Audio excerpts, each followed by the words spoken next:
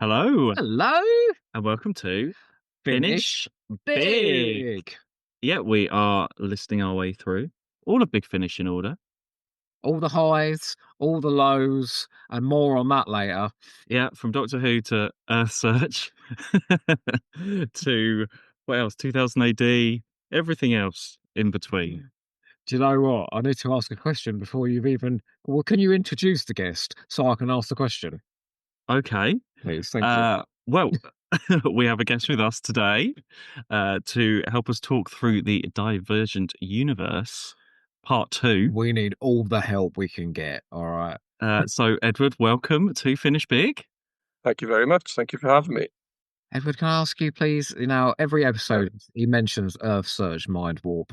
Have you heard it? No. No. Do you plan to? Depends how cheap it is. Well, saying that, it comes up in the sale quite a lot. There's no reason for that, all right. What about Fly Me to the Moon? No. Oh man. Okay. Well, that is quite a nice segue then, isn't it? Into asking what Big Finish you have listened to. Sort of what's your pedigree of Big Finish? No, I'll start that again. What's your pedigree of Big Finish listener? Started around about 2010 when there was a sale on the 8th Doctor box sets. And there was this special box of Radio 7 edits they did. It was a really strange box set. It was a limited edition and they had that on like a clearance sale, so I bought that. But before that, it's kind of weird because I had issue 300 of Doctor Who magazine when it came out. And it had that free CD of Blast of the Titans. Oh my God. Tell me a Nicholas Briggs freebie was enough to entice you into all of this. Well, I didn't get any more till 20. Oh, But I was only 9 when that came out. fair. No, that box set is really cool. I've never seen I've seen pictures of it. It was It's really strange. Was it like Storm Warning? No, it wasn't. It was Storm Warning, Um, Lord of Orion, Stones of Venice, and then Invaders from Mars. that was it. They skipped Minuet in Hell, didn't they? Yeah, because they didn't on BBC Seven Yeah. because They couldn't cut it down. well, no, and all the Satanism and all the sexy costumes that Charlie was wearing, and it was very inappropriate for a young BBC audience. It was mainly after Paul McGann did his bit in the 50th anniversary, and then everything went on sale after that. It's just escalated, whether it's uphill or downhill. I don't know which way it would be. I think that's a big jumping on point for a lot of people to finish a sort of Dark Eyes onwards time of there's that resurgence there, wasn't there? That's definitely like a begin in the history of Big Finish. That's like a new beginning there somewhere. A bit like when Chris Eccleston came in, and there were sort of markers. Well, we're talking about the main range, Doctor Who main range, and we are back to the 8th Doctor, Charlie and Cariz, continuing through the Divergent Universe. If you remember, we had a bit of a bumpy road in the first season of the Divergent Universes, with highs of Scherzo, Natural History of Fear, and lows of Creed of the Chromon, and what was that one at the end? Twilight Kingdom? Twilight Kingdom, yeah. Loathsome, yeah. Because I was going to just say, previously on Doctor Who, the Doctor and His Charlie... best Don Warrington voice. Yes. They were trapped in the Divergent Universe, met Cariz. Not a lot of other stuff happened. No. And we finished on a bit of a cliffhanger where the Doctor was like, "I'm looking for Rassilon," which just came out of nowhere. Yeah. It's really strange how that just dropped that in association. What were your initial thoughts just on the Divergent Universe, just to begin with? Well, it started good with Scherzo, so I thought, okay, something new. Where are we going with this? Then you get Creed of the Chromon, and it just sort of collapses straight away. That was a real struggle, I found. I listened to the first season again after Christmas, the run up to doing this, and it's just up and down. I mean, I can't think of a time where we've had the quality go up and down as dramatically as that as we did in the first set.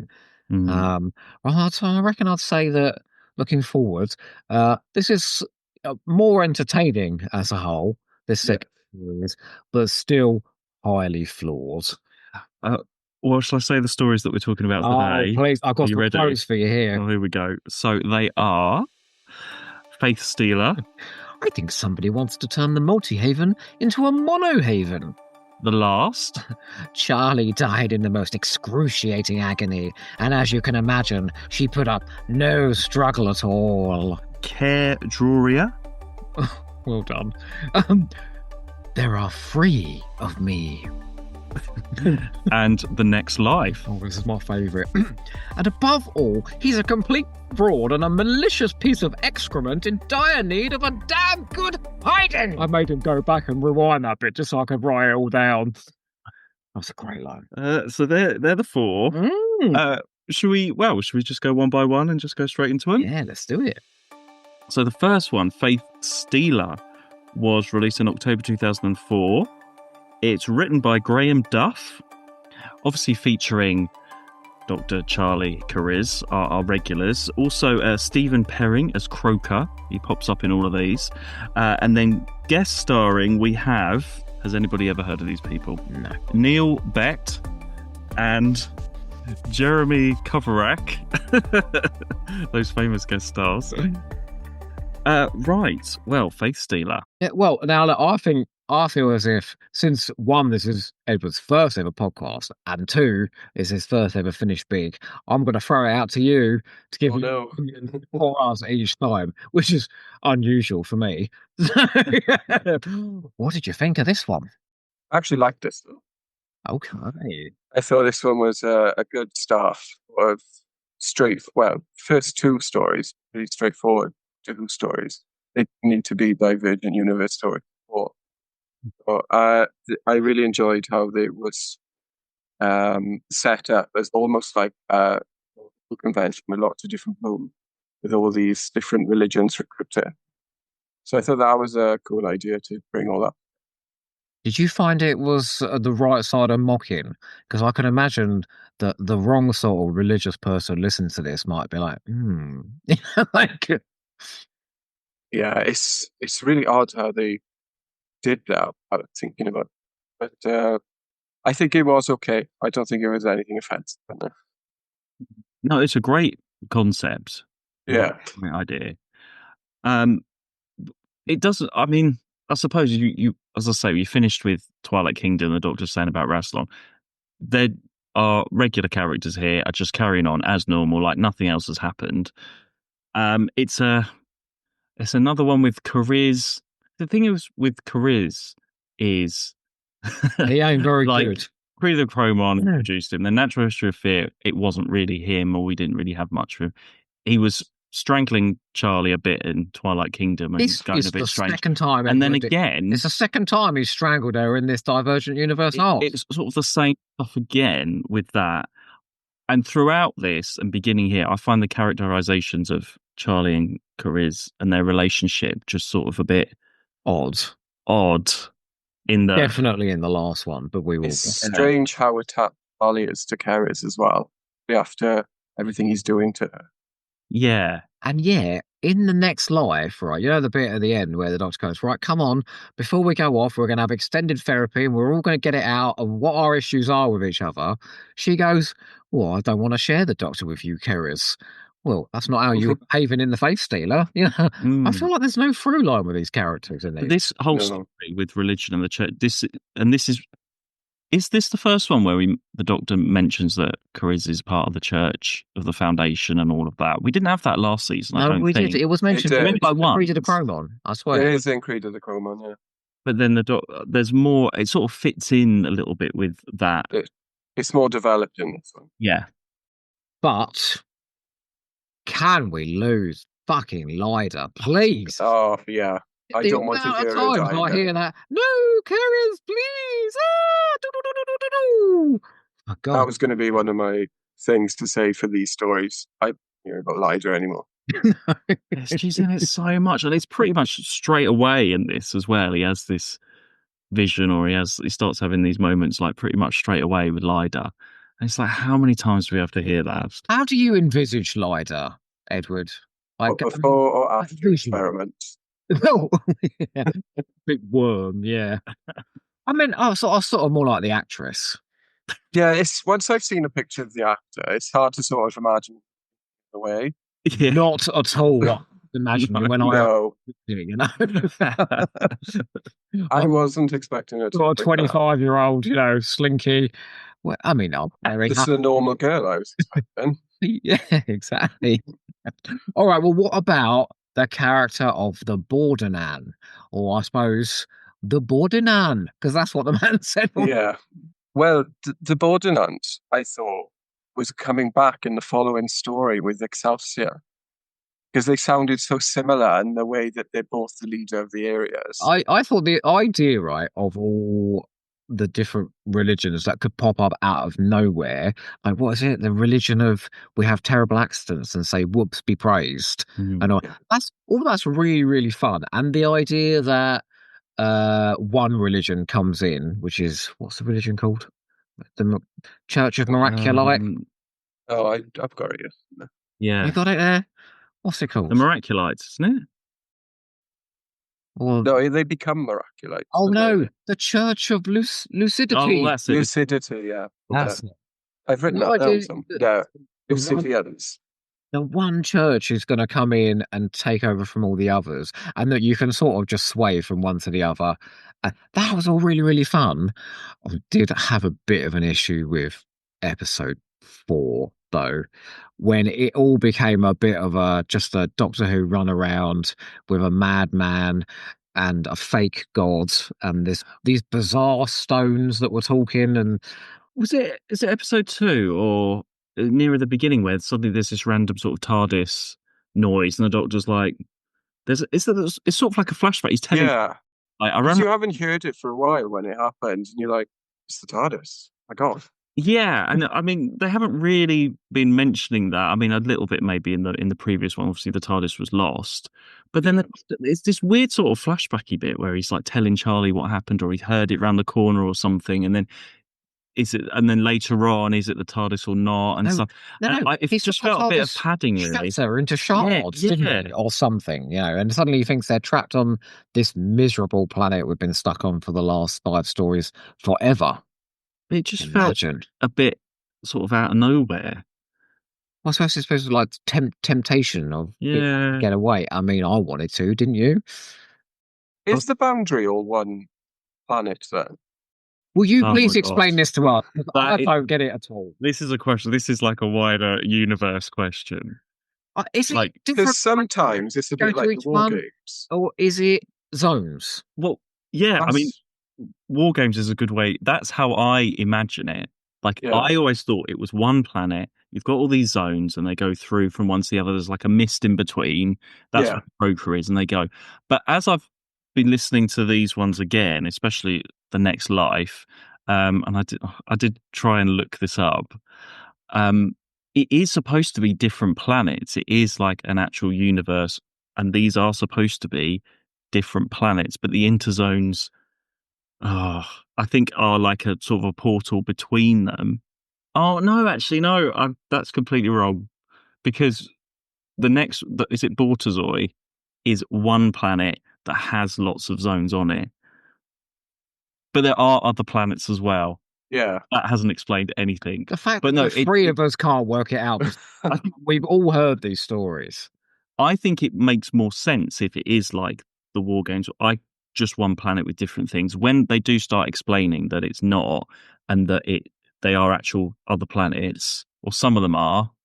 Don't they say in the Next Because Life? Like in Twilight Kingdom, there was those 2 like warring factions, and they were different planets. But you could get to them through these interzone things, I think. Don't they say in the Next Life? Because if it's all on the same planet, we're not exploring much of the Divergent Universe.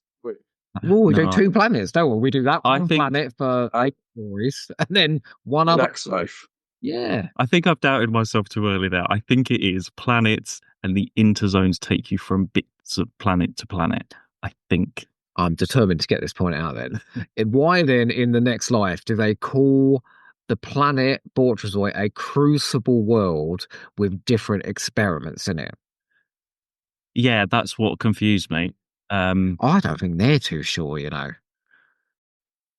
It's weird with the next life as well because there's such a big gap after all the previous stories followed in from one another that the next life is like several adventures later. They've been traveling in the TARDIS. I know we're jumping ahead. But then in Faith Stealer, I can imagine it works better if it is just this sort of little interzone experimental thing. Yeah. Where they are, you could imagine that they've put these like different, they've seeded these different religions stuff, and they're seeing what happens and how people, that could be the experiment and stuff. I wish they did explain a bit more about those kind of things, or why are they there? They had what 3 fucking hours to explain all of this. All of that kind of, but just generally with the universe stuff, it is sort of just one adventure to another. I mean, you could listen to this as a Doctor Who adventure on its own. You don't necessarily need to have all of the other stuff with it. It's just a bit frustrating when you are going through them all in order and it's not progressing any of that other stuff. Wouldn't it make more sense if in the next life, the nuts and bolts of the plot of the next life was entirely informed by the 8 stories that preceded it in some way or another, and there was a plot point from each of those stories that was relevant in the finale? Because it's only really Scherzo and the Creed of the Crommen that follows up in the next life. None of the others. Yeah, it's just the foundation and the tube, isn't it? From Scherzo. Yeah. Yeah, well, I mean, we're jumping. Well, I suppose these are supposed to develop Cariz a little bit. You find out a little bit more about him and what's going on with him, and that he's a bit of this, he's the Turlo of the Divergent Universe. They call him nowadays, he's got a little fan group. They call him Lizard Goth Boy or something like that. They do. Oh, Edward, there's his fan groups coming up. Have you ever heard of the Narvanites? Yes, heard of them. Obsessed with Narvin from the Gallifrey series. Honestly, they're sending boys and all sorts. It's getting out of control. You make it sound more obsessed than it actually is. Yes, exactly. I can see why people put this story in their like top big finishes, because I've seen a lot of people do. Top ever.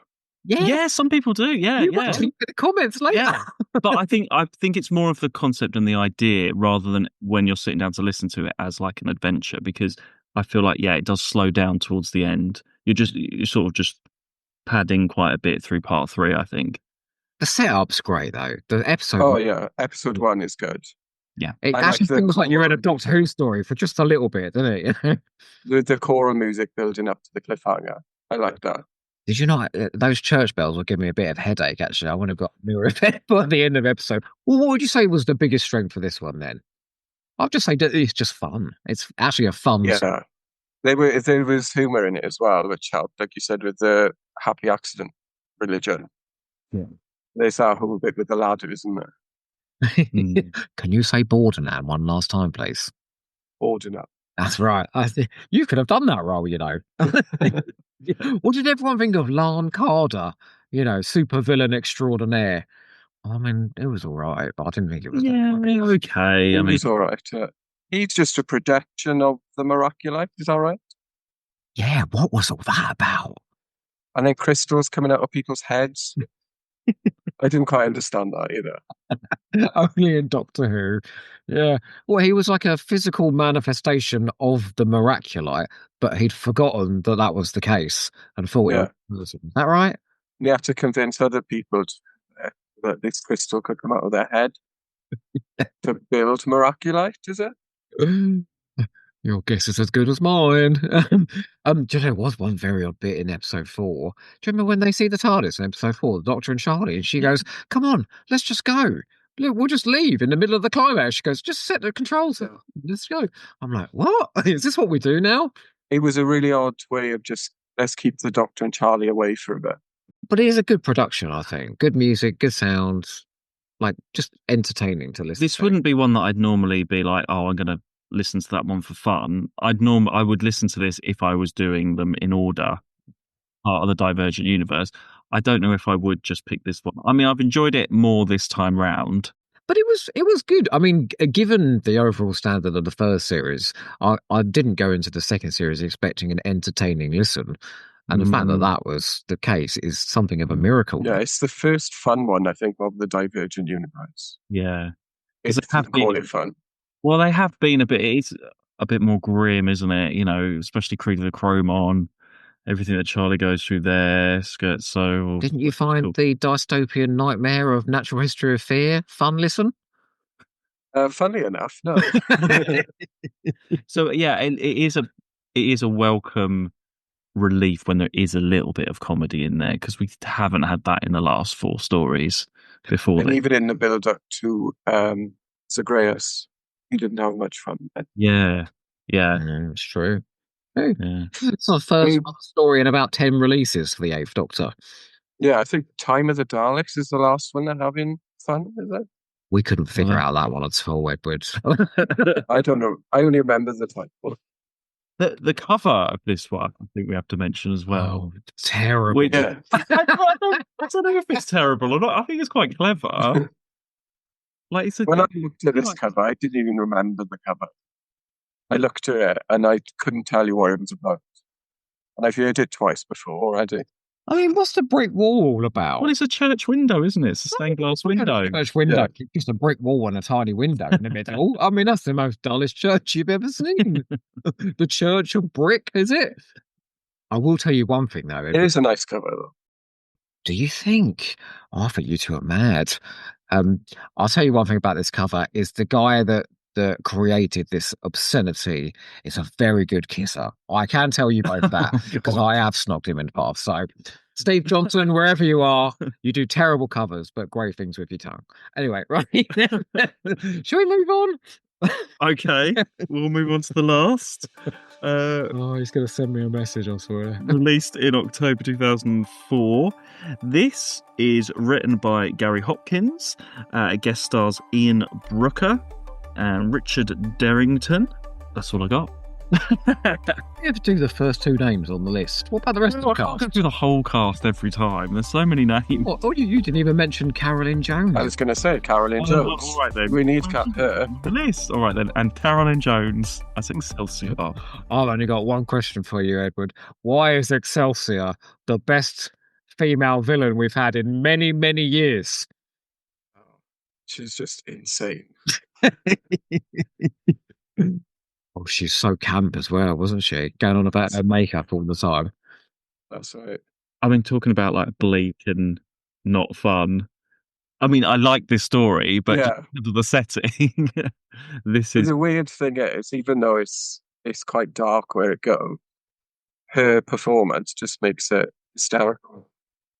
Yeah. Now, can I ask you both a question now then, please? So, now Charlie's been around for a little while, yeah? And some would say she's surplus to requirements. Do you think she deserves to have that cushion smothered over her face in this story? Oh, poor Charlie. It's the point where Charlie starts to outstay her welcome a little bit in terms of, and everyone's thinking, should she still be around? Again, she's very inconsistent because at the beginning, I'm sure she's like a little bit gung-ho and like, come on, everybody. And then she sort of gives up and then she gets horrible things happen to her. It's all a bit all over the place.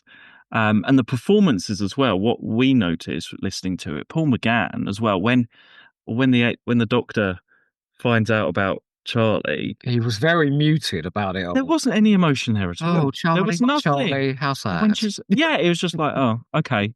He was totally unbothered by it. It was so strange. And she's had her legs. We've heard that in other stories as well, where he just sounds bored. Yeah. What, in this season, you think? Well, even after these stories. I feel like you know when he's invested, don't you? I feel like these 4 is when he started to lose a little bit interest. But this is a great script for him. I think he gets to be he could be furious on this if he wanted to be. This is the one where it starts with the vision in the Interzone. Yes. With Adric and Cap. It's a nice reference. Is it needed? Maybe not in this story. It's just random for this story to do that. Whereas, or is it meant to be foreshadowing in a way of Charlie possibly at the end?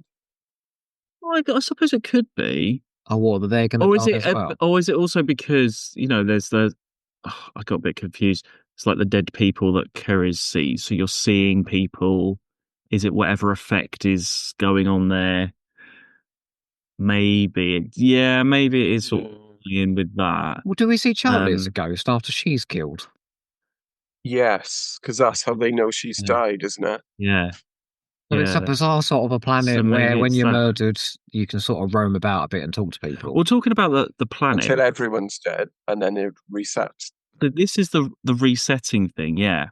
So, I mean, sorry, spoilers, everyone, if you haven't heard it. But you've had 20 years, all right, get over it. It's been a while. This is what I hadn't got before. When I have listened to this, I have enjoyed it, but maybe I haven't always understood what was going on. But I understood this time about the whole reset thing, and this does fit into the whole Divergent Universe thing, because that's what happens to the whole universe in a slower way. But this is like a faster version of it on this particular planet. So this is more of a clear experiment of the divergence, I feel. But is it made explicit that is this what, like a trial run for the main thing? This could be almost a bigger version of what they've done in Cheers, though, with them being in a loop. Oh. Yeah, going round. When you start to look at it, I mean, there are lots of sort of thematic things that come back, all this sort of looping and stuff. They were going round and round there. Yeah.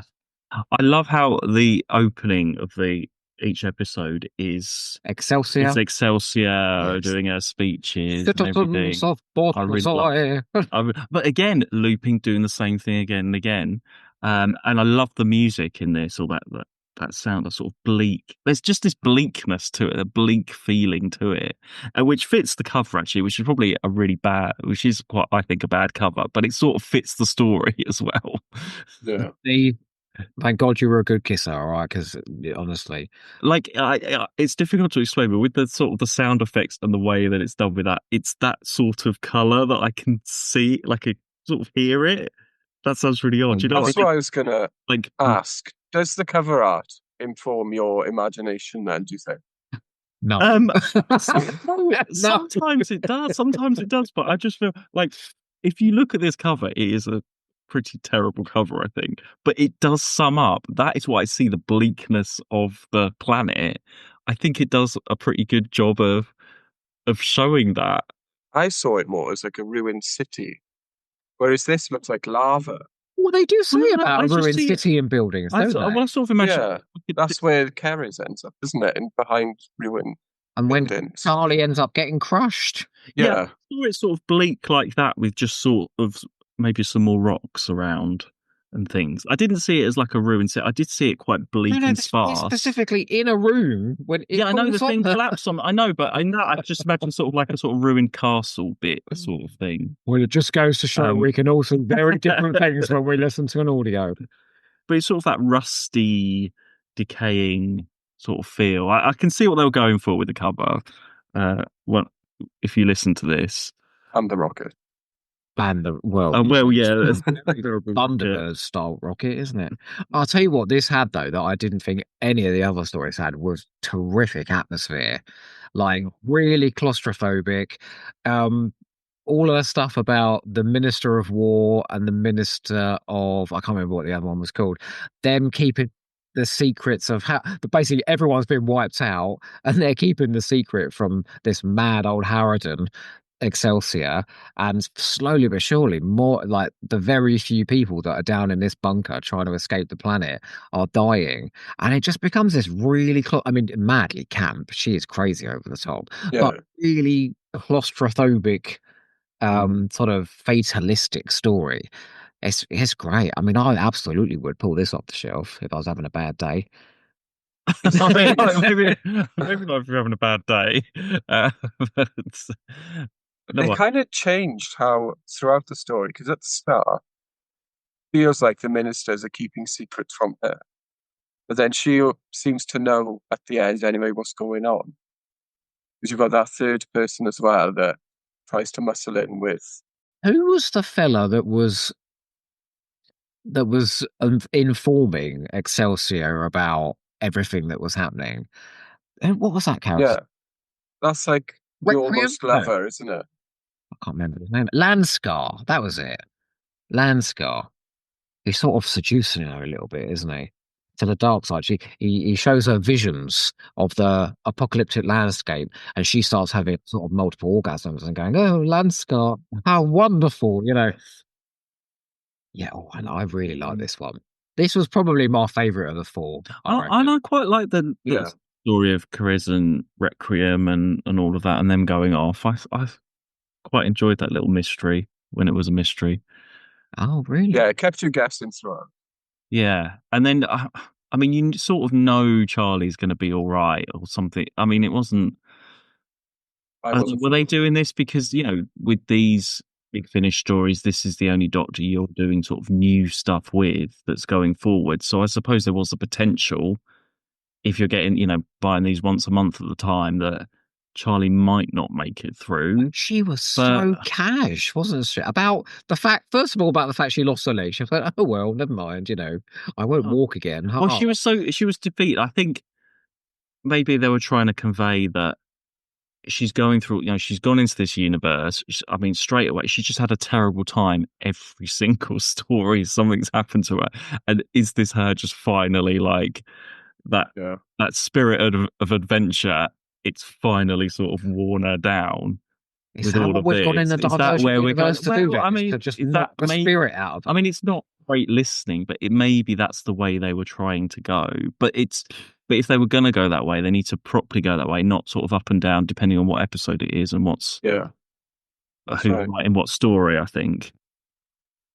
The bit that baffled me was when the Doctor said to Cariz, "Charlie is dead. Nothing can change that. We can grieve later." I was like, well, that's not the same man who in Neverland was going, "Charlie, I love you too," and all this at the end. Things have changed. What did you think then, Edward, about Charlie asking Cariz to kill her? I thought that was a bit cruel on Charlie's part, but she knows he's already living with the guilt of killing Ryder. Asking him to kill another friend, essentially. I just thought it was a bit. I know Charlie's meant to be self-centered, but in the story, it just comes off pleasant. She could have gone, you tried to strangle me twice already. Just finish it. Time lucky. But well, what about how this all wrapped up then? So, did it wrap up? Well, it became down to just the Doctor and Excelsior, and the rocket. Yeah, going, I hate you, Excelsior, you loathsome old cow. Or I can't remember the exact line. And then he killed himself, didn't he? He went, "Oh, sod it," and then just killed himself. And then it all sort of looped around again, and everyone was back alive. And then they moved on. Do you mind a reset like that? I could do it. I don't know. I've tried to think of other stories where they've done the reset without a mind wipe. Journey to the Centre of the TARDIS. But the fact that, obviously, for most of the story, we don't know the reset's coming, do we? We have no idea about that till the end of the story. So it just appears that, Charlie's dead, Cariz is dead, and the Doctor may not escape this planet. So I suppose if you're in a situation where you don't have the TARDIS for a season, you should tell a story like this where you can't get away. Because there's just extra tension there. Because But Excelsior, come on. She's just marvellous. She's great. Yeah, she really sort of makes this story. I mean, if you didn't have her, or if it wasn't played in that way, I don't think it would be as enjoyable. No. You need a good villain. There wasn't a great villain in the Well done, Carolyn Jones. And Gary Hopkins. Yeah. Where did we see Gary Hopkins recently? He was on that. Oh, actually seen him. Oh, I thought you meant in the stories. He's on that on the season 7 Blu-ray documentary about Malcolm Hulke. Oh, that's right. Yes. I didn't put it together. I watched that this week as well. Well, his picture in the booklet is like about 30 years younger than he actually is, I think. I suppose this is quite old now anyway. Edward, look at that. You wouldn't choose that picture, would you, for the booklet? Look at that. He was the fan that had interviewed him, Malcolm Hulke, and was talking to Toby Hadoke in the pub. Oh, yes. I don't know. Yeah. He had the audio recorded. Yeah. That's him. Right in saying that Carolyn Jones, who plays Excelsior, had quite a big role in Crossroads back in the day. I think I read Did she? that. Yeah, I think so. I would have no idea. Honestly, all of that time with Jenny Thomason has prepared her for this role. No, that's upstairs, downstairs. Oh yeah, sorry. For me, this was the best of the four. I thought structurally, dramatically, I did have issues with Paul McGann and India Fisher in this. I thought they were both a bit muted, and this could have been a really great sort of stretch of their acting abilities. But it was just I was sort of invested from the beginning to the end. Looking back on it, with the Doctor's muted performance, you could almost say that he knew it was going to reset. Do you think he did then? He works it out at the end because does he crash the rocket at the end? I can't remember. He definitely kills himself. Yeah, if the rocket blows up, he crashes it. That's right. He does something to it. The last person has to die, don't they, in order for the whole thing to... Yeah. And that's why everyone is ghosts. They're just waiting for it to reset. But yeah, I suppose you could take it that the Doctor sort of does know what's going on the whole time throughout these stories, and well, I wish he'd do you know what I mean? Like he has in the back of his mind, because he knows there's something going on, you know, because he's got other secrets that come out in the next life as well. Yeah, so maybe that's what it is. I was just looking in the booklets trying to see because they recorded these out of order, and I was wondering if he was getting moody towards the end or something. But they did this one first. Oh, I think. Oh well, I don't know about the next life, but this was. Oh no, they didn't. They did this one second, so it's Caerdroia first, then the last, then Faith Stealer. So I don't know about the next life. So well, that makes sense because he's having a great time in Caerdroia, playing all those different versions of this, and then he's knackered after that. He's played all those roles. But he's all right in Faith Stealer, isn't he? So I don't know. He's out a lot out of the action mainly in Faith Stealer, though, isn't he? Might be after the TARDIS noise. Yeah, maybe he's like enjoying recording on his own. Mark has a theory, you know, that Paul McGann's performances go up and down depending on how things are going with Susanna Harker. No, but actually, he's not going out with her at this point. I thought he was. Oh, is he not? I thought he was having sort of that, you know, that was going on there, but actually it's after these are done, so that doesn't explain it, unfortunately. Gossip and scandal, Edwin. So we don't know if any of it's true. Well, look, can I out this with a question for both of you there? Because obviously the last thing you hear at the end of this story is the Doctor, Charlie and Kira is going off to the next zone, and Excelsior's voice saying, "Oh, my people," you know, da, da, da.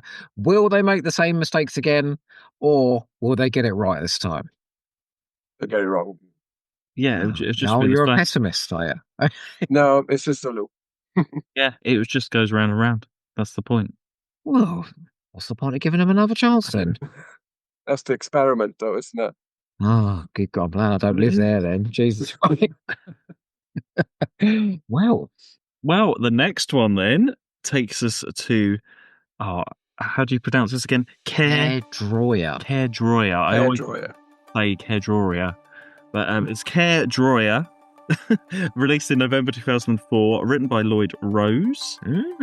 And this one, well, really only features Stephen Perring as the Croaker. There's a very small cast in this. Oh, we didn't even get... Why you got a different cover to me? Well, I've got the limited edition variant cover. Yes. Do you know why? You've got the Steve Johnson cover there. Isn't it terrible? I mean, look at that. Look at that Minotaur. I mean, I was looking at Charlie's face, which isn't very flattering. Oh dear! Is she made out of dots? I don't know. Oh. I mean, it's an experimental cover. I mean, I see how that fits in. They're doing it, but I just really like this other alternative one. It's like the film Labyrinth. Look at that! Absolutely. It's the same colours as the last, isn't it? Yeah, they look very similar. Just at a glance, they do sort of fit together, I think. But why has it got an alternate cover? They just did it. So 10th Planet just did. They did a couple. There's this, and there's the Russia one as well. Yeah, Singularity as well.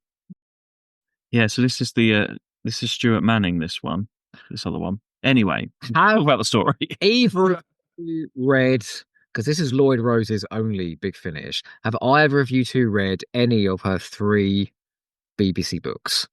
No. City of the Dead, Camera Obscura, and The Algebra of Ice. No. I'm a bit of a Doctor Who book nerd, and he wrote three of the best Doctor Who books. They are absolutely awesome. And she does art books, she does atmosphere. Um, this, on the other hand, I would probably say this is her weakest piece of writing for Doctor Who, but please, I'm going to hand it over to you two now. Well, isn't part one like mostly just Croker chat? Yeah. Like, it just. There's a lot. That's one of the things in my notes is lots of Croker. Which I suppose this is. We've had the Croker throughout all of these other stories, pretty much. So we should be heading towards finding out a bit more about the Croker. So I suppose that's the point. But I don't. They're just chatting. They're just saying what's already happened. It's just sort of covering, what's happened, and they're not moving on. You're just waiting for them to sort of get into this other world, and it's just nearly all part one. I mean, they asked the question, who's he working for? Who are his masters? You don't get any answers at all. And we go into his mind at one point, don't we? The Doctor goes into his mind. Get no additional backstory or background to his character. It's just. Could you imagine the... I don't know. I sort of see the mist, and then. What, the Croker? Yeah, I just see it as a voice in the mist. I don't see it as. Because they can see him. Well, they do eventually. Can they see him? Do they? He says at one point that's what he looks like. Oh. Have you ever seen Buffy the Vampire Slayer? Yeah. You know the alien that Willow conjures up, the spirit, when Tara dies, and there's that face that appears, a sort of bluish face that appears. That's what I was seeing, something like that.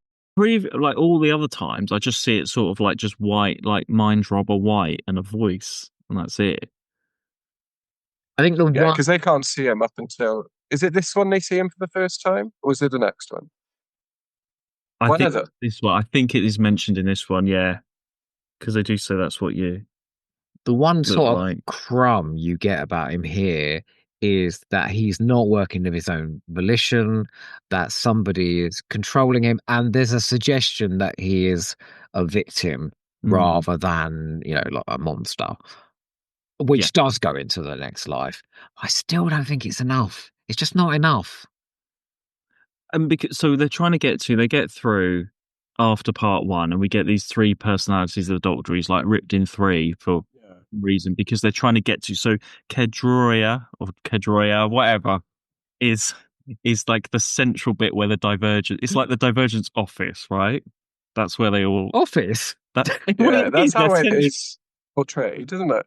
Yeah, it's their central like admin building thing. Sort of personnel, That's where they're trying to get HR. to. So they sort of trick the Croker into sending them there, which this is its own planet, I believe. Okay. So they go through the internet, and that's where it is. But then because of that, the Doctor's like has these three personalities. There's three of them. And how would you, Edward? How would you describe those three personalities?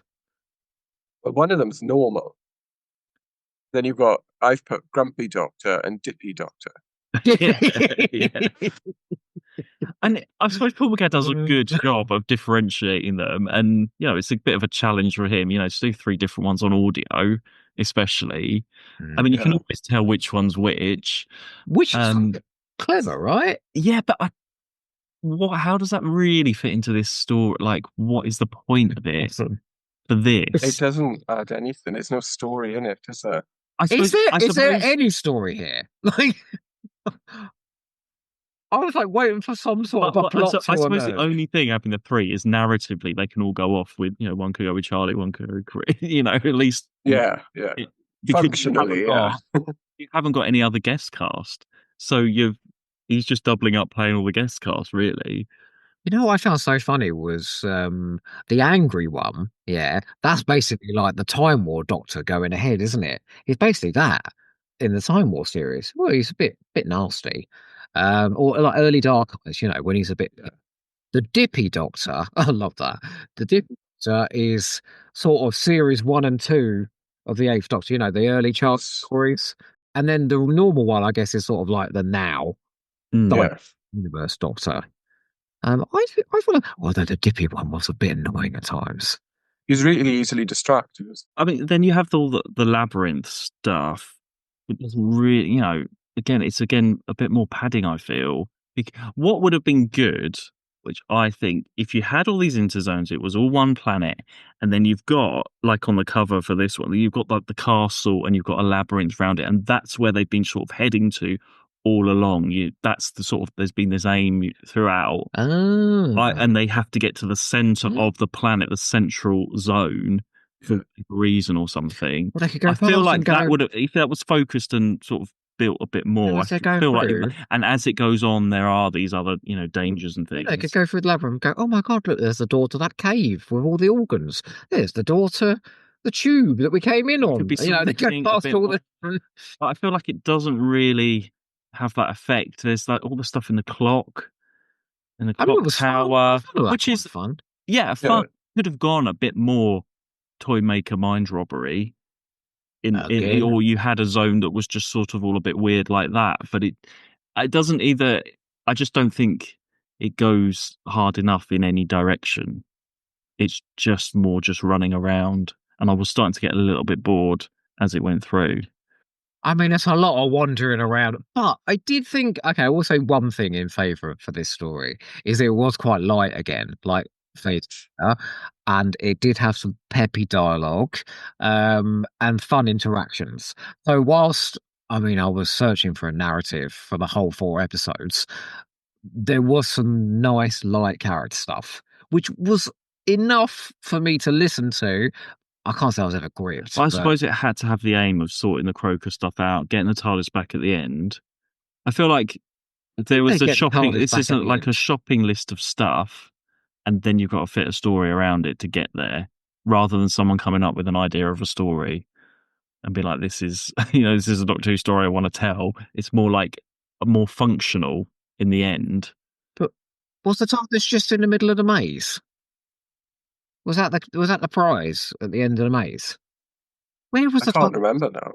Oh God, I don't think any of us were paying attention to these stories. By the end of this one, I was really confused. I just don't really care about the Croker. I think that's the problem. I mean, you're supposed to be like, who's he really working for, and what's they're trying to find out. And you get Rassilon near the end, don't you, as well? But Rassilon then says in the next life, I was in the TARDIS for a long time, in the Doctor's TARDIS. There's a line in the last episode.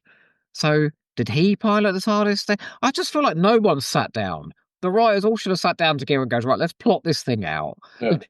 Let's make it make sense. Let's make the stories progress from one to the other. Whereas it just felt like, oh, well, we need the TARDIS back. And at the end they go, oh, let's go and explore this universe then. Okay. What about the last 7 stories on this crucible planet? Is that all at an end now? Yeah. That's what made me feel like this is a planet up until this point when they go up in the TARDIS. What, one planet? Yeah. Like different zones on the same planet. Interzone, not... I think it's hard. No, I think it is its own planet. I think they went through the interzone to a different planet. Hang on a minute. I'm pretty sure. I'm just going to phone up Gary Russell and see if I can get some. Hello, Gary. Could you please explain it's a linked Divergent Universe to us, please? It links the universe to the planet. At this point... Do you hear what he said? Huh? He was overloaded with work, and he didn't iron out the finer details. Should we try, as we're just sort of heading towards the next life, shall I try and explain one more time what's going on? We felt like this season we were heading towards the next life. Hello, everyone. This is my little talk on the Divergent Universe. Oh, so what happened? Are you paying attention here? Right. This might not be correct, everyone. This might not be right. So we've got Rassilon, right? And he discovers that these Divergents are eventually going to take over the Time Lords and be more powerful than them and stuff. So he banishes them or seals them away to their own universe. Okay. This universe that we're in now. The Divergent Universe. He makes sure that they're sealed there so they can't come through and take over from the Time Lords and stuff. Okay. This universe, he puts in like a loop. So over what thousands of years or whatever, it just loops round. So they're just stuck continually in this loop. Okay. Which is why, which we haven't really mentioned, is that there's no time, because the people in this universe, because they're going around on this loop, there's no like linear, whatever happens, it always goes back to the beginning, which is why they don't know the concept of time. That is the whole reason for that in this whole thing. Have you gleaned this from Wiki? Or well, I've been reading. This is what I was reading and trying to take. But that makes sense to me now, because I never realised why there was this whole like non-time thing. Is that explained though in any story? So all the planets are loop. So the whole universe, yes, the whole universe goes round on a big loop. Why? Okay, because he's trapped. It's like a Morbius loop. He's trapped them in a Morbius loop thing, right? I get what he's done. Why has he done it? To stop because he's sealed. So I don't know. Right. So that's the whole universe. So everything. So within this universe, on Bortrozoi, that's one of the experiments. So these experiments are going on. The Divergents are experimenting, and that is its own planet, and that's on a faster loop, obviously, that we found out in the last. Okay. So what happens in the next life? In the next life, which is the planet that the TARDIS crashes on in a minute, that is this blue planet that they mention in that, with the island on and stuff. So what happens is this blue planet, every whatever millions of years, goes around the Divergent Universe, and that is what, I don't know how, but that's what destroys all life in the universe. When it goes round destroying everything. Okay, so that's the cycle. And from that, because of that cycle, what happens is the people at the Church of the Foundation, this whole religion, because they notice this blue planet going around, and they know that's the indicator of the end of all life, which is why their motto is all things must die. So they see this blue planet coming around at the end of the cycle every time, and they're like, that's what, everything will die and it will go round again, which is why the Church and Charism that are killing people early, because they're like, well, they're just, that's we're helping you move on to the next life and the next cycle. So it's all about this cycle stuff. I mean, this is a lot clearer story. Why any of this is happening, I do not know, but that was what I was sort of reading up, and that sort of makes sense. That does help me understand a little bit of what is going on. So did he trap them in a loop in order to keep them trapped within this universe? That they're going round and round and round and round? That sounds good. Well, Edward, does that all make sense to you? Any questions? Loads. But I don't think you've got the answers. I think it makes more sense. No. I think it should have been like a map and all of these just on one planet. That makes more sense to me. Imagine if they put a map in the covers. That'd be really good. Oh, that would have been so helpful, wouldn't it? Yeah. Have you guys read that book, the Atlas? No, but I've seen it. It looks great. It's the Divergent Universe in there. No, it's all TV show stuff. Oh, okay, it should be. It's that one. But there's an amazing map of Marinus. Yeah. And you can see all the different areas from the Keys of Marinus. And when you look at it as a map, it seems to fit in your head a bit better. Yeah. So you're saying that we needed that for the Divergent Universe? Yeah. It should be a map, because in my mind, I did want to sort of like draw a map of this as we went through, but I just gave up. It was like, you've got the glass tube and they smash out of that. And then you've got where the Chromon is with the sort of the domes and stuff, like a desert and domes. You know what it's like? It's a computer game, isn't it? When you go to different landscapes, sort of on it. It's a bit like that. Destiny of the Doctors on a large scale. Yes. The Divergence Universe edition. Oh my god, that would be amazing. Hang on though, if we had this fabulous Mariner style map inside the covers, well, how would you put the Mobius strip?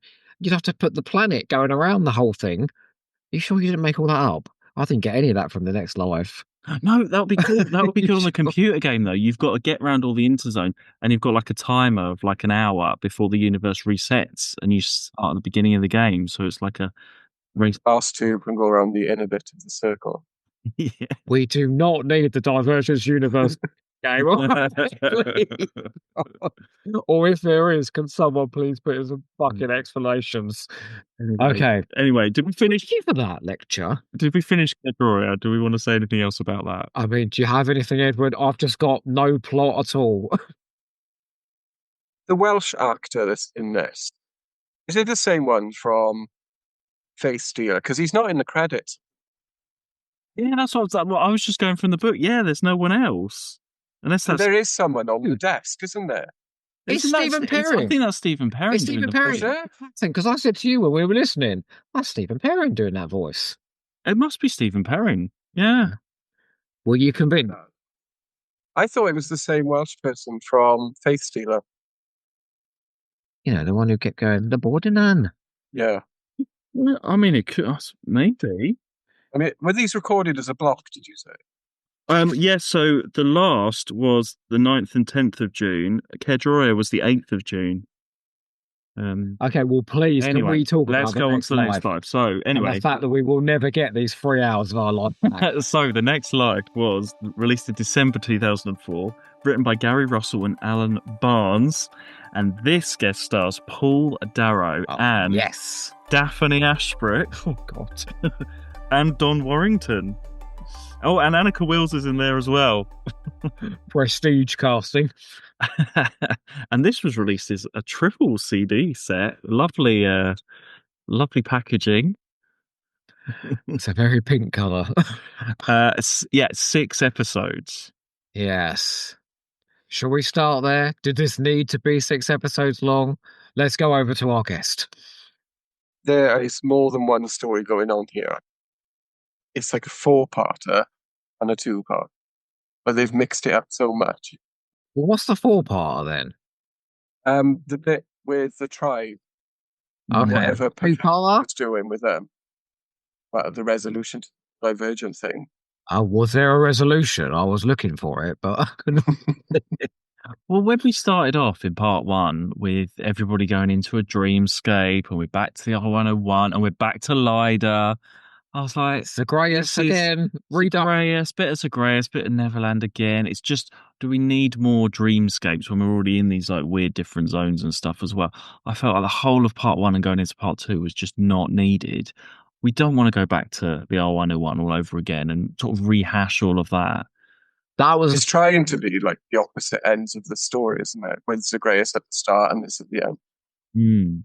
That point there where they were rehashing R101 again, that's when I really felt, I thought, is Charlie leaving? Because this feels like it is sort of ticking that box one last time. But no, she's still got another 30 stories to go yet. So and another doctor. And another doctor. And then her own series, you know.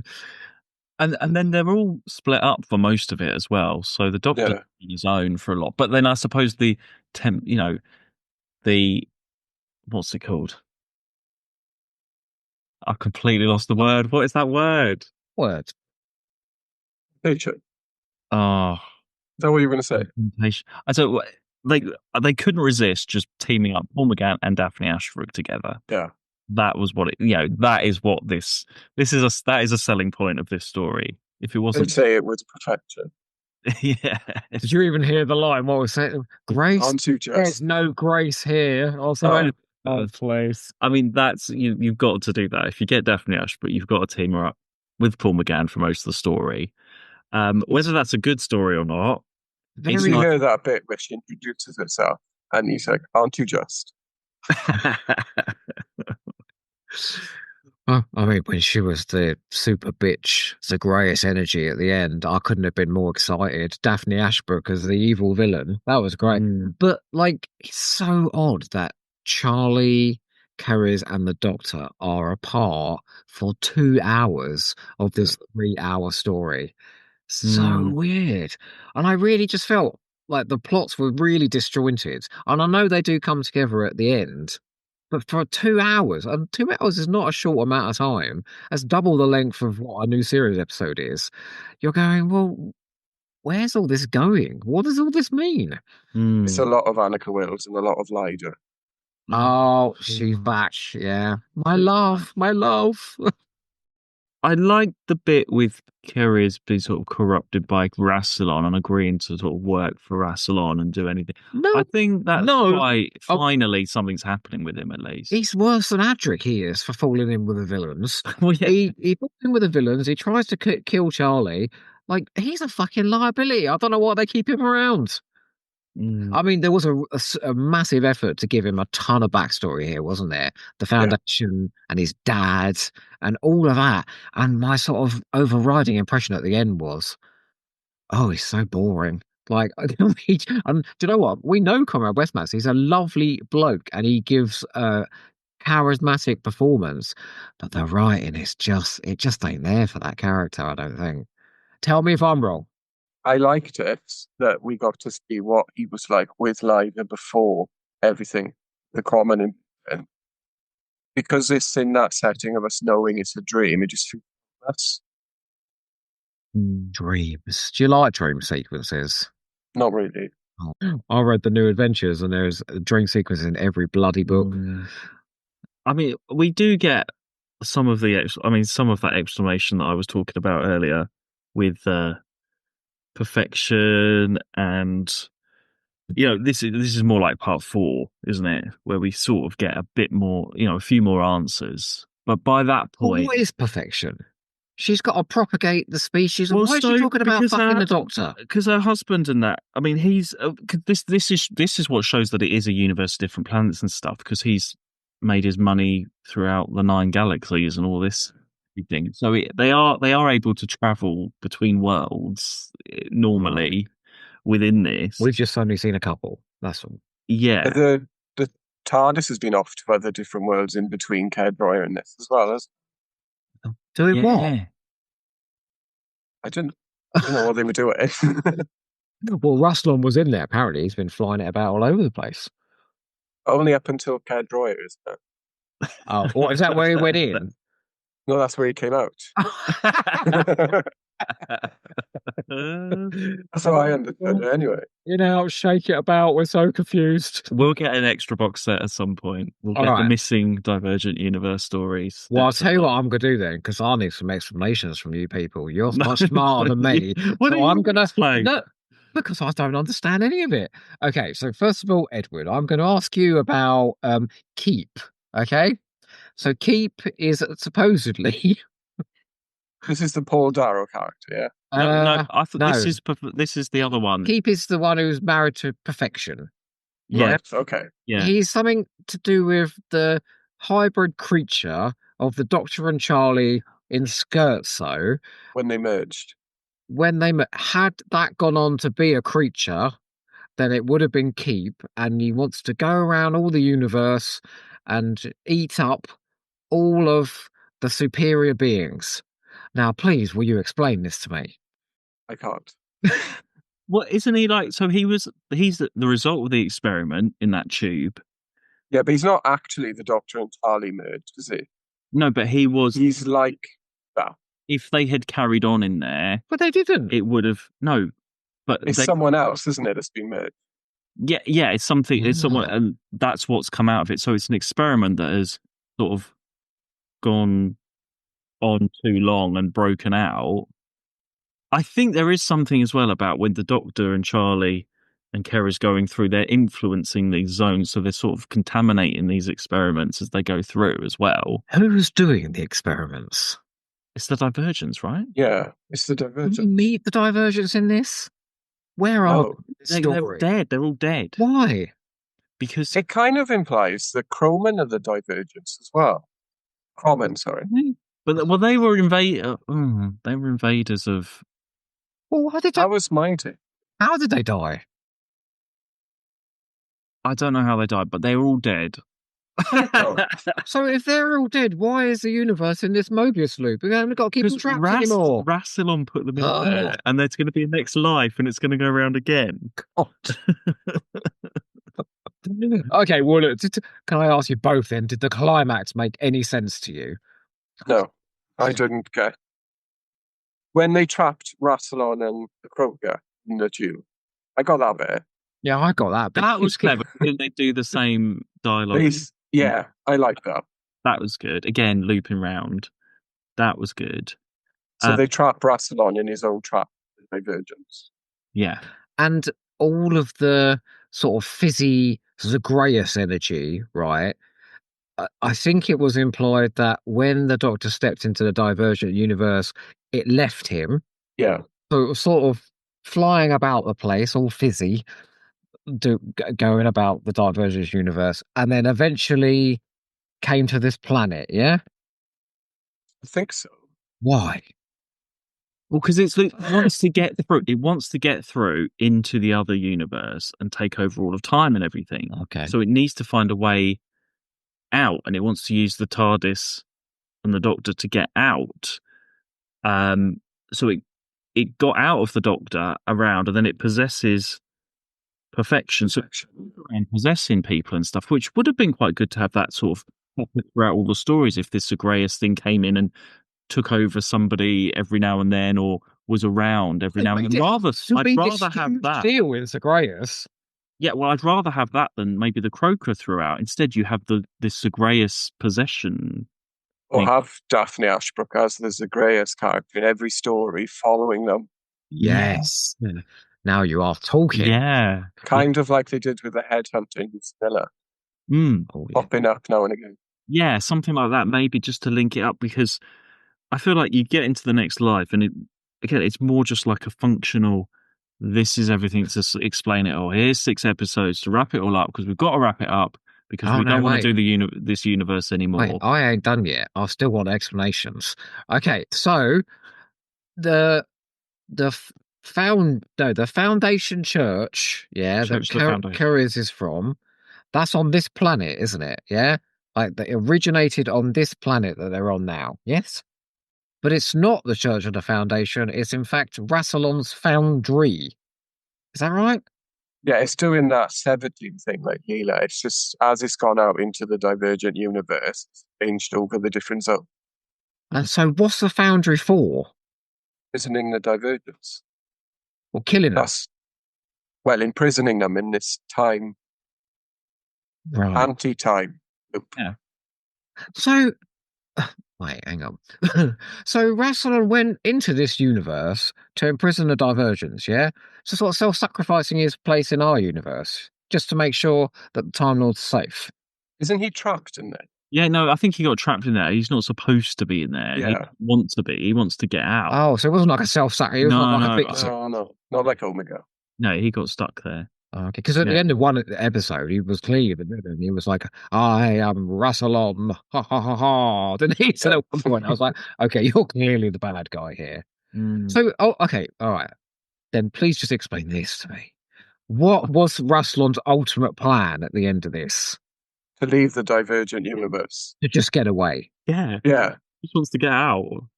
Well, that's so boring. Have I been 9 fucking stories just to hear Rassilon go for a door? Well, basically.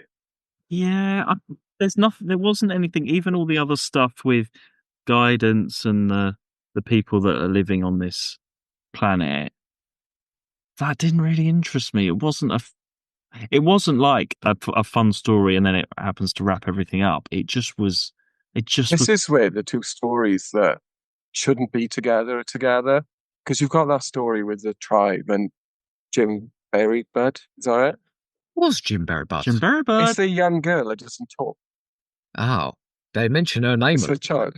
I know. I kept thinking Jamiroquai. Jamiroquai. It's easier to say as well. But then, if that story was just a normal story, would that be a good story? Would that just be? Well, it doesn't end then, does it? Because it just turns into with Perfection Game. That's why there's a Zagreus thing. Yeah. So there's not really much of. I don't think there's much of a story there. Why did Daphne Ashbrook say at the end of one episode, "If I'm gonna propagate the species and have a load of sex, it's gonna be with you, Doctor"? And what was that all about? That's about the Foundation spreading itself out over the Divergent. Oh, what? And she was going to spread the seed.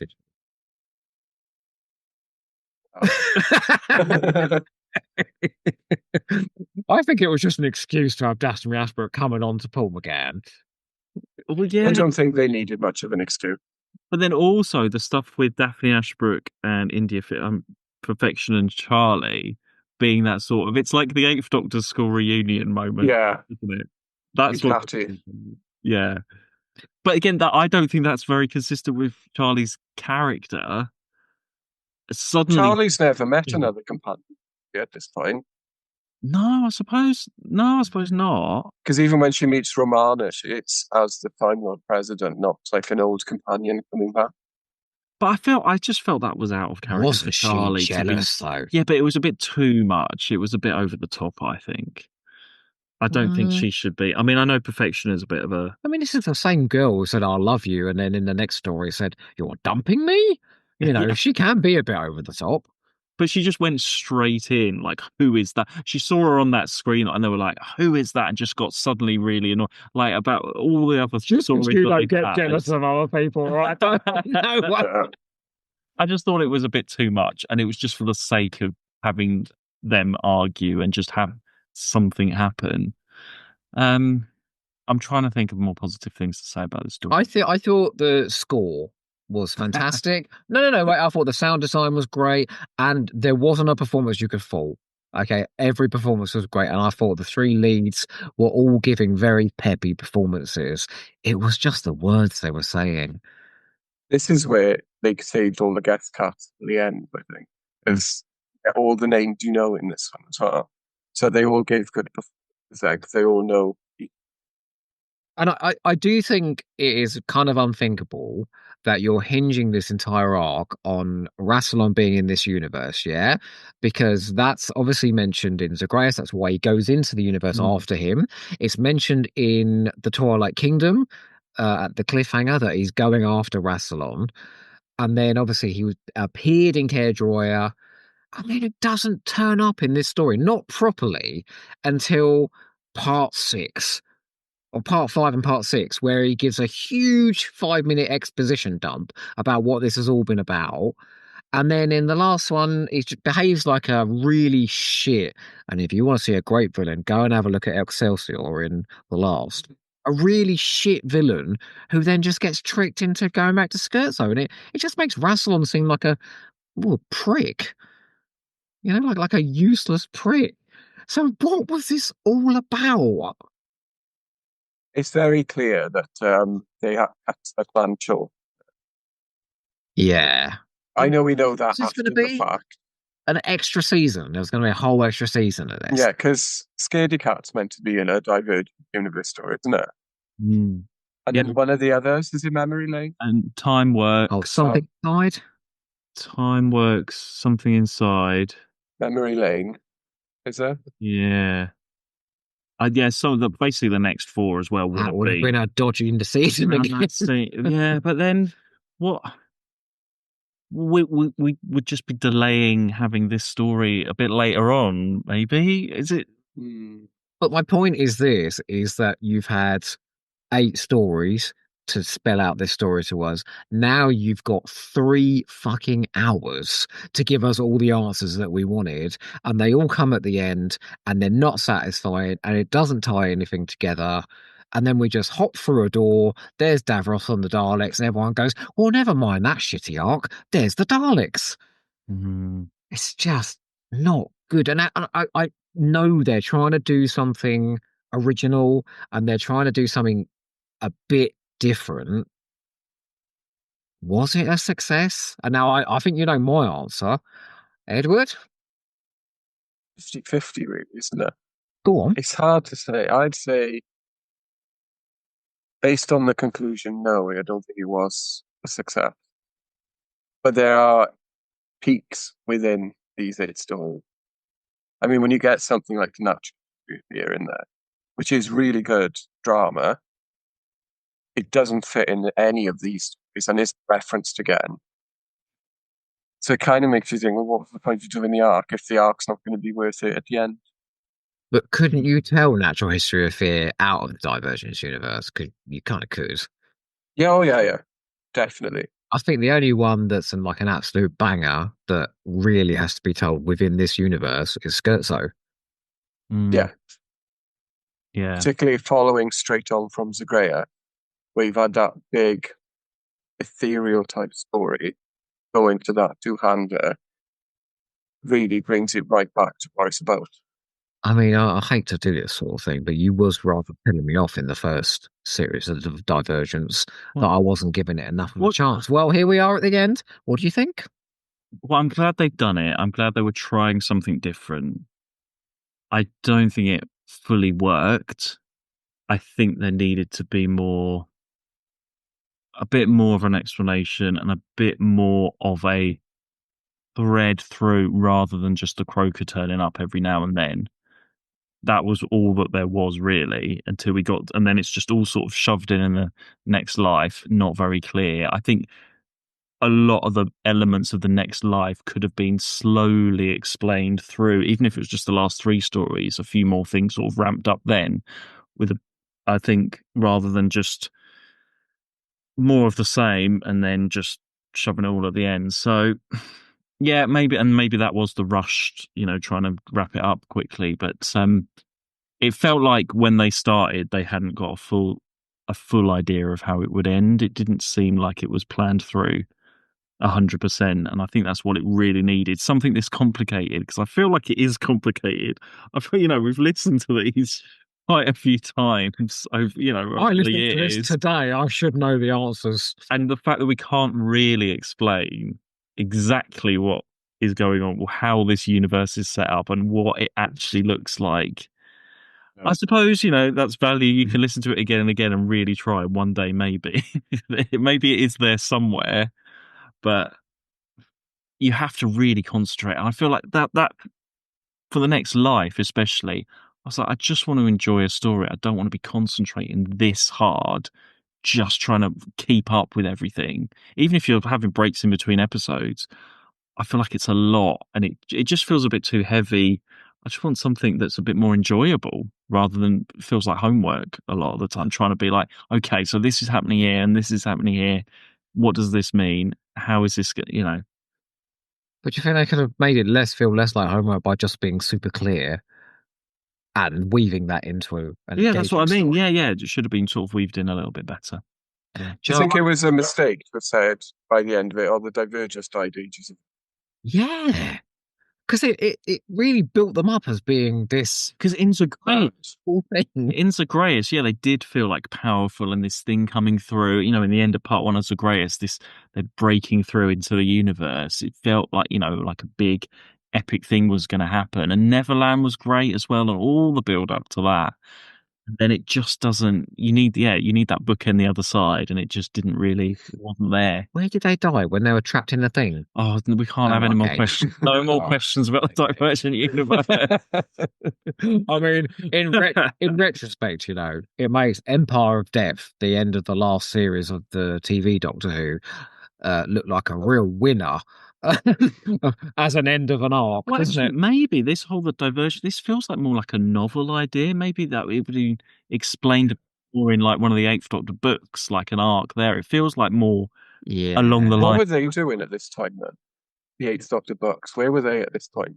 They were around the time of so they were doing the first Time War on Gallifrey, between the Time Lord and the Faction Paradox, which is this crazy Time Lord voodoo cult, and they were basically having the Time War we should have had on TV, really.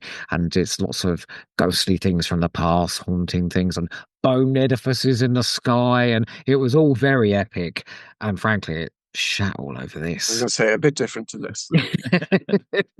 Well, at least it was clear, and when that arc, that Gallifrey at War arc, came to an end, it ended with the Doctor fighting a ghoulish version of himself on Gallifrey, which had been completely corrupted by faction paradox, and he had to pull a lever and destroy the whole planet because there was just no way of getting the old Gallifrey back. So it's this huge sort of climactic end of season spectacular.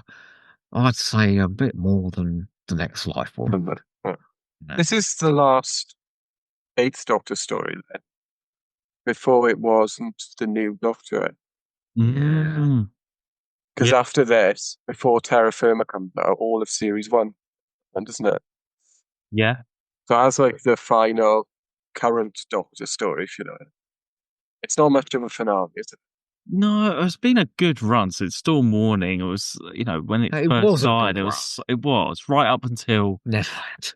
so. Well, no, it's the greatest. Creed of the Chromon is where it's set in. Yeah, where it went off the rails. And I think Gary Russell will happily say himself that he was overloaded with work at this point, and he did take his eye off the ball with this a bit because he had so much going. He was like a one-man band, but it's not like now where there's a different producer for each range. He was the Big Finish guy. Yeah, but there's 2 writers on this, and he's directing it. If you're writing it and directing it, you'd think you'd make it clear, you'd know what was going on. I mean, if you were doing this, would you have made it more of a finale for people who wanted to then have it as the end of the Eighth Doctor into the TV show? Oh, definitely, yes. I would have had a huge the battle for the Divergence universe, and I would what? Oh my god, I can't believe I'm doing this right in a better version. So the Divergents are still alive, and they're threatening to tear out of the Mobius loop or what other bullshit you said earlier, and get into our universe. And they're these insane, horrible creatures that could murder everybody in our universe. And the Doctor, through an ingenious way of taking something from every single zone that, either it's knowledge or a piece of equipment or something like that, has been putting together something weaved throughout the entire Divergent universe to finally defeat the Divergents. What do you think? Yeah, sounds good. Yeah. Bit more I would have maybe exciting. had Cariz sacrifice himself and Oh, die at the end of this. And needed to stay here, didn't Yeah. Well, because do you remember in Terra Firma we get Gemma and Sanderson, don't we? The companions before Charlie. So we could have bumped them off in this and then just had them. Maybe, yeah. Oh no, because we get them in the next one, don't we? We haven't mentioned before, have we? What's that? Gemma and Samson. Oh, because they could have been like trapped in the Divergent Universe all along or something, and he's been there before. I don't know. So many different options. So many different. Well, that's my pitch. What's yours? I would have rounded it up a bit more than this does, just to bring it to a more of a close. But yeah, obviously doing it, it just feels like it's going to continue again. Particularly Kara's story, it doesn't feel like an end. No. I certainly would have done that bloody therapy scene at the end. Right, come on, let's have it out before we go off to terra firma. What's that all about? That's so weird. I mean, I feel like it was trying to bring all the character threads to a conclusion, but I don't think any of those character threads had actually been explored throughout the arc. I don't know. What do I know? One of my best mates just recently reviewed this and said it was fabulous. So who knows? Knows. Yeah. Let's say a flawed season, shall we? It started better than the last part. Yeah. And then it kind of just. How would you rank the 4? So if I numbered them 1 to 4, I got them in front of me. That's what I'm. Hey. 2, 1, 3, 4. 2, 1, 3, 4. I'd probably go 2, 3, 1, 4. Definitely the last is the best. You know what? I would do the last, Faith Stealer, Caerdroia, and the next life. What? Yeah. 2, 1, 3, 4. Oh, we're all putting the next life last. Well, I mean, right. What else can we say about this? Nothing. I think we covered it. I think we covered them. What do you want to go on to next then? Well, I haven't really got a chronology because it's the most simple chronology. It just carries on from the previous season.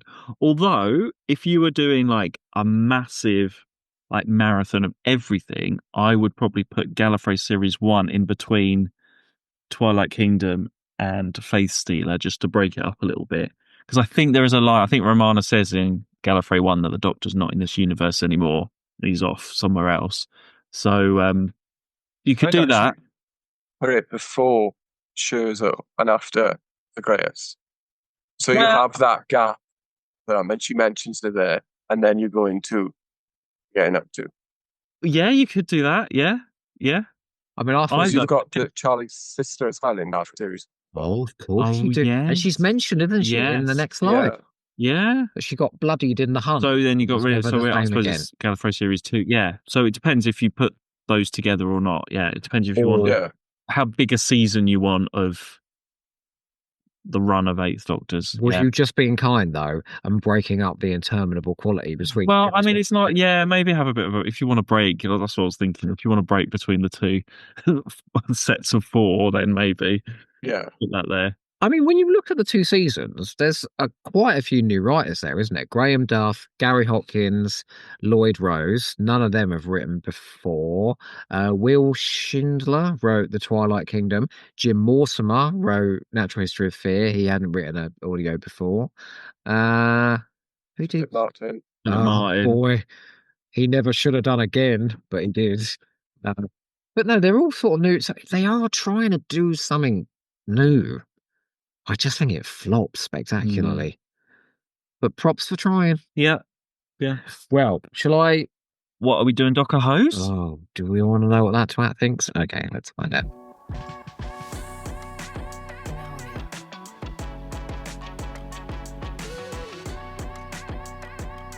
So, Doc Oho was extremely impressed with The Faith Stealer, giving it 8 out of 10. Faith Stealer is a nice rest for the Dr. Charlie and Kerry's extended therapy in an imaginatively bizarre setting. This story won't change your world, but it is a little ray of sunshine in this arc. That fair? I agree with that. Yeah. Oh my God, I made more sense back then than I do now. Okay. Oh no, I'm going the wrong way. Hang on. The Last by Gary Hopkins, which is another 8 out of 10. A superb script which takes real risks and a production which goes a long way to selling its oppressive, bleak atmosphere. My biggest complaint is the performances of McGann and Fisher, who can make something like Neverland come alive beautifully and yet give performances here at odds with the material and end up blunting it. But not even the performances of the 2 regulars come anywhere near unbalancing this powerful story. 8 out of 10.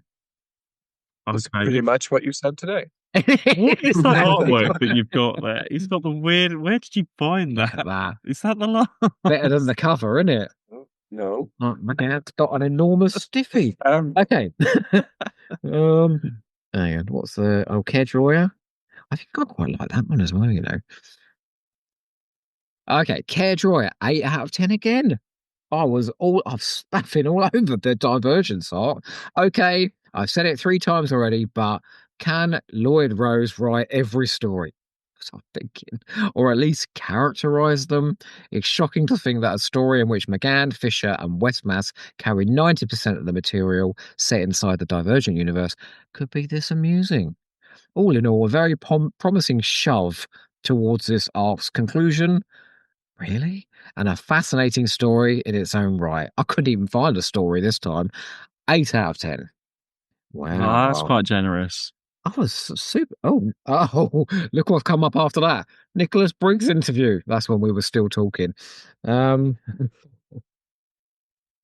said something wonderful once about one of my reviews. He said, well, bad publicity is still publicity, Joe. So, well, you won't be disappointed then. Okay. And the next line gets a whopping 7 out of 10. Far better than I was expecting, but not as good as it could have been. The next life ends the Divergent Universe on a reasonably entertaining but ultimately unfulfilling resolution. Does it conclude this 2-season arc satisfactorily? Not in the slightest. Its explanations are confused and its revelations pretty bland. Does it provide a good time? On the whole, yes. It's a hard one to judge, but considering I managed to race through the last 4 parts in one go after 2 weeks of avoiding them, I'm inclined to be lenient. Oh, how Wow, magnanimous. you did it all. How magnanimous of me. Wowzers. And look at this picture I put up of this enormous crab. Where did you get that? God, no. Right. Oh, boy. I've got to read out some listener comments now. Are we ready? Please do me a favour, Oh, my Edward, God. right? At the end of each comment, if you could just throw a bitchy comment to the host and just tell them that their opinions are shit. Right. What do people think? I think I've got an idea of what people think. It's probably similar. I haven't seen any of these. Okay. John Isles says, I gave up on Big Finish around this time for 2 reasons. I couldn't afford to keep up with the monthly releases, and the stories weren't as engaging as they used to be. Cy Hart, I really loved the last. It was dark, slightly depressing, but absolutely brilliant, thanks to the central performance from Crossroads star Carolyn Jones. There you go. Crossroads, there we go. Soldier. She's chilling, full of atmosphere, a favourite. Can you imagine her in Crossroads? Citizens of Crossroads. Time Wolf says, love them, very varied and challenging in places. The Last and Faith Stealer were awesome. I think everyone's going to love those two. But what was challenging about them? Like, you're challenging your boredom levels? Challenging. James HB says, 3 superb leads. Faith Stealer and Caerdroia are fun, but Christ, it was a clusterfuck of awfulness as a story arc with cataclysmic lack of planning or thought given to it, and the arc ending was a blessed relief. I have no time for an arc about no time. Major flop. Ouch. Wow. That was Say what you think, James, you know. Stephen Flanagan says, I used to get the monthly releases, then I hit these. Possibly not quite as bad as some of the reworked audiovisual scripts that Big Finish lumbered Paul McGann with at first, but pretty bloody awful, and bearing little resemblance to Doctor Who, I gave up partway through. Wow. No wonder the sales went down. Luke Sims Jenkins says, forgettable. The EDAs were a million times better. He's not wrong. Trem Visual. I've listened to them all, but don't really remember them. I think Chris murders a lot, and the Doctor gets split into multiple aspects at some point. Rassilon is well played, but ultimately useless in his plans. Oh, but he says, next is Juggernauts, and I have much good to say about that one. Next time. Oh, yeah, that'll be good. Is that the next one? I mean, that will feel like a breath of fresh air. I mean, even Terra Firma does, though. Who's this? Kieran Evans. Caerdroia is fun, but it's clear they need to get out of the DU. The DU? Is that what the kids call it, is it? Yeah, the DU. Edward, we need to get out of the DU. Definitely.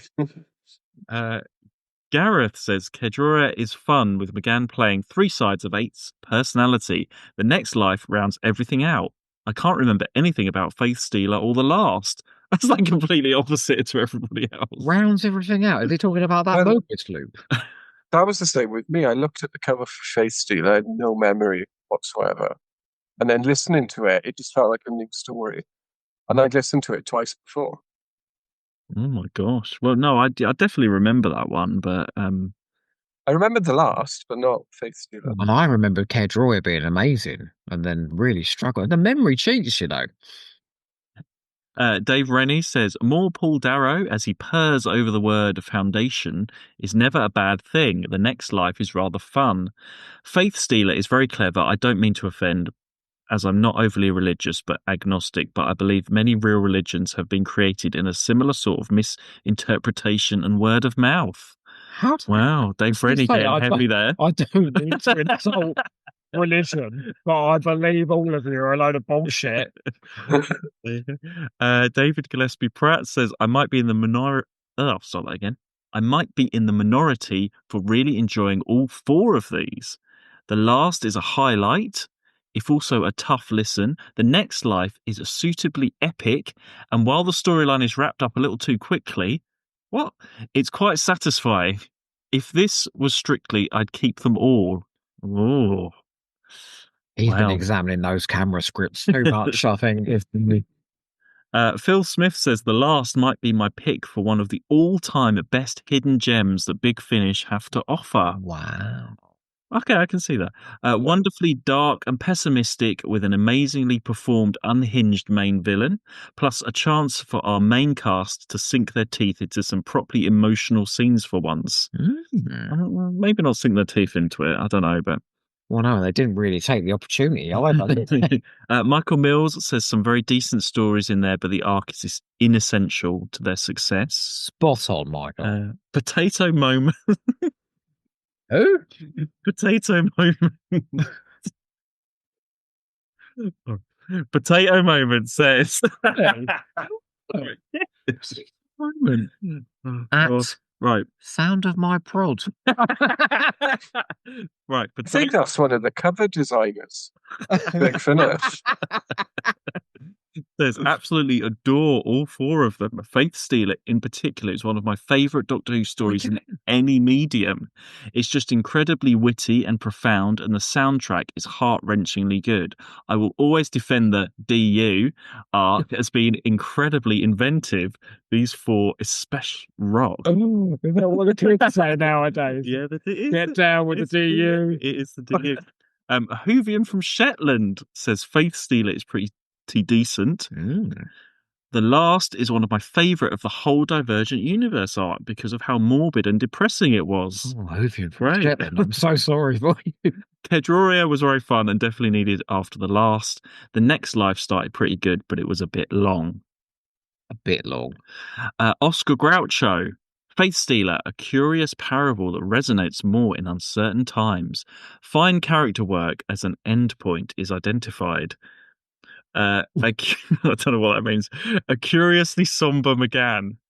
The Last, a series of set pieces strung together with expectation. Solid yet unremarkable. Strung together with what is he talking? Caerdroia, Nightmare on Acid.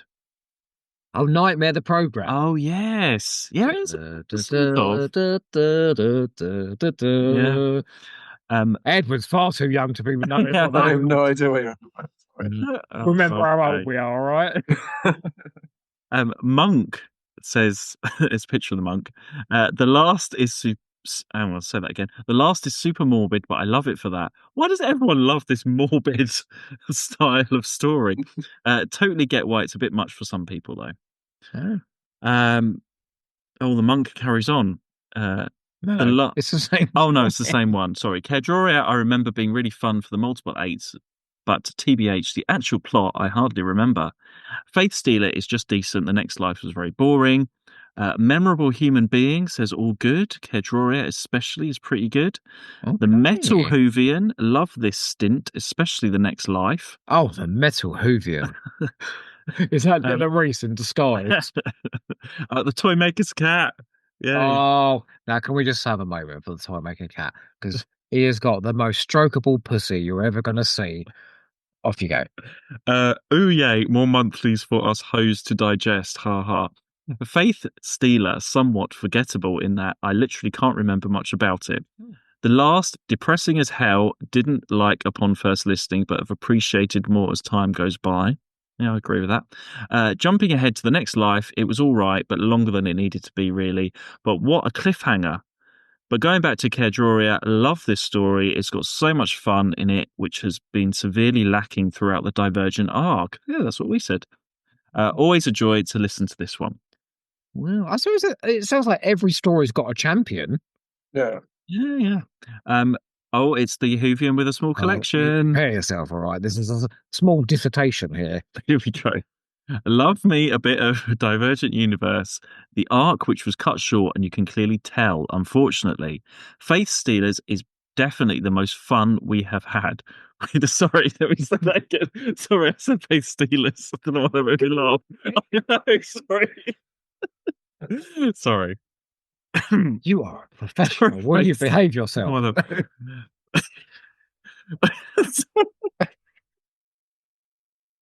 Oh, there's so many comments. Right. Faith Stealers. That's right. Faith Stealers. Faith Steeler is definitely the most fun we have had with this TARDIS team so far, and a rather fun opener to the series, I feel. This is where careers finally makes an impression on me. As a non-religious person, I found the use of religion and faith in the story used rather well too. The last will fuck me gently with a chainsaw, because that would be more fun than this story. It's a good story, don't get me wrong, but so depressing, and I love it. The Whovian with the small collection. There will be no fucking gentle otherwise, all right? Caerdroia, the whimsy levels are off the charts with this story. It's probably the most re-listenable of the four this series, as it's just a nice little romp. Isn't it? I think McGann also plays different versions of himself very well, as I remember never being confused on which one was talking. Now, the next life, this was what ruined the Divergent Universe art for me. I feel it was just starting to hit its stride, but the rushed finale kind of left a bad taste in my mouth, and it's one of the personal favourite what-ifs with if they had continued and rounded off the arc. Better to what they... Oh, hang on, this is so long. Better to what they did, a positive side, is I liked the whole Charlie and careers, what-ifs they never met the Doctor segments. But then everything past this is just very weak, and Daphne Ashbrook playing not Grace Holloway was fun, but maybe want Grace. Oh, maybe want Grace back more than... Yeah, that's like, what? Make me want Grace back more than I can firmly say. Oh, okay. I'm gonna have to cut some of it short, sorry, because I have another page. A small collection. We have not got all night. Basically, he loved it. Yeah, in the end. That's what we'll say. A few more. Sorry, Gary Russell. Oh no. Says The Last and Faith Stealer are two of my all-time faves. What did he say about the next life? Didn't mention that one at all. Not even an apology? No. Michael Storm says Faith Stealer. I remember this being quite fun, but I found some of the humour a little forced and obvious at times.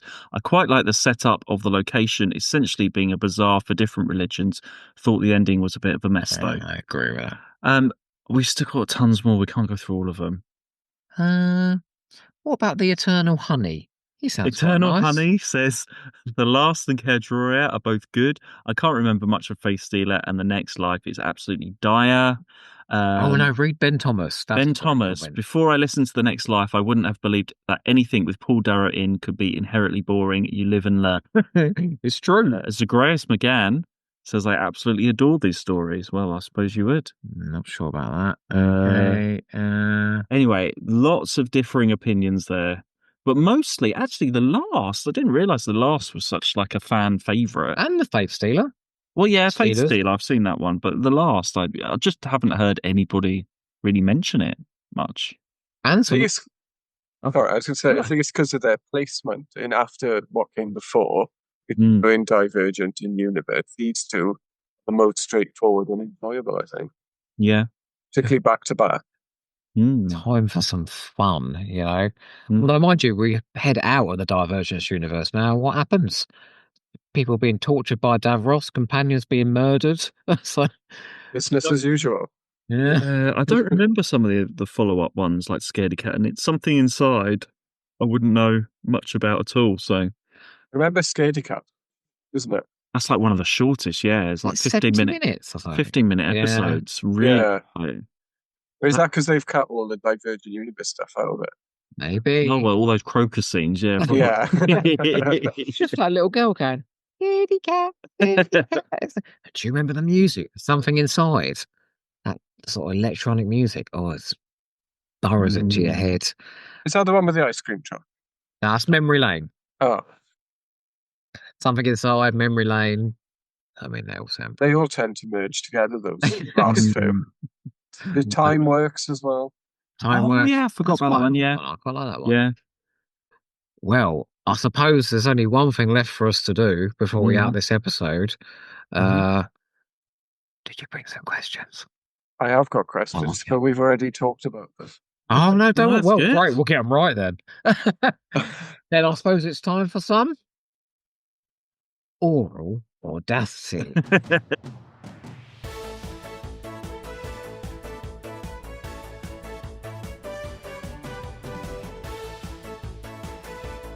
So the question for Faith Healer, who makes their Big Finish debut here now has over 400 credits on the Big Finish website. Oh my God. Debut? Yeah. Well, ain't Graham Duff. What's for sure? John Dorney? Yeah. Yeah! I didn't realise that was his No, you got that one right. God damn it. Yeah. This is the first time he ever did anything for Big Finish. I didn't realise that. Yeah. He was just an actor at this time. So the Doctor has visions of Ardric and Caerdroia in the last, but what other stories do they appear after their deaths? Oh, crikey. After their deaths? Yeah. Oh! Adric, the boy that time forgot. Is there any others for him? There is one other, yeah. And Caerdroia, obviously a daughter of the gods. Is that after she dies, though? Well, no, you're thinking of the Ravenous set. Yes. Companion piece. Companion piece, yeah. Oh, the other Adric one, is it? I haven't even heard it. Is it the 5th Doctor box set, The Lost Resort? Yes. Yes! I didn't know any of those. And I thought these were going to be too easy. You got 2 right. Okay, I need to get these 2. Oh, the boy that time forgot is just... Oh, my God. I'm going to focus. How are the 3 Doctors' personalities defined in Caerdroia? Oh, what? The actual description of them? Yeah. Tigger? Tigger? Or Digby? Oh, Grumpy, is it? I don't know. I don't know the actual what they actually Just say. The Doctor. I don't know. Tigger is one of them. That's the Dippy, I called it. Grumpy. And the other one's just called the Doctor. They don't really give the normal one. Yes! It's a bit of a cheat, really. It's all down to this, and if you get this right, you win. Otherwise, it's a draw. Okay. I don't have a tiebreak. It'll just be a draw. Okay. So the next life comes in special packaging. What are the 2 main range stories in special packaging like that? Surprising. Well, you both answered it. That's an odd one, isn't it? It's not even 3 discs, is it? No. Is it? It's not. Oh, it's not. Oh. It's not even like a bit... Didn't it come with like a free sample? Or no, I've just imagined that. Yeah, what is the point of that? I mean, it gave them a chance to have a lovely big picture of sexy Philip Olivier on it. What more reason do they need? I suppose. Well, first of all, we should say thank you very much for enduring this season of the Divergent Universe and talking to us. Can we ask you, please, if you wish to reveal whereabouts you are online? Should people wish to find you? Oh, just on X at EWFanEd. And do you imagine we could entice you back to do another episode of Finish Big, but on something really good instead? Yeah, I'd be up for that. Yeah. Hey. Well, I'll say where we're going next in our next episode. Please. So we are back to the 2000 AD range for the last 3 of their regular releases. The last ones? Yes, yeah. Oh, you broke my heart. Which are called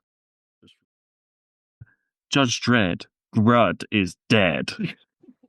And Grud is Dead. Solo. Oh, Solo. And Preemptive Revenge. Solo, that's the one where Toby Longworth, who is the man of 1,000 voices, plays every single character in that release. It's like a fast audio, but it's playing every single role, including Judge Dredd. Yes. Last three, that breaks my heart. Well, they do. There's another box set, isn't there? They do Crime Chronicles for a little bit. Oh. Which I guess there's a lot of chronicles, isn't there? Mega City, man. There's a lot of crime. But let's all just be thankful fuck, we're out of the DU, shall we? The DU, yeah. The DU is over. Thanks everyone for listening to our DU chat. And how do we end this thing? Let's do our usual, shall we? You join us. And don't forget to finish big.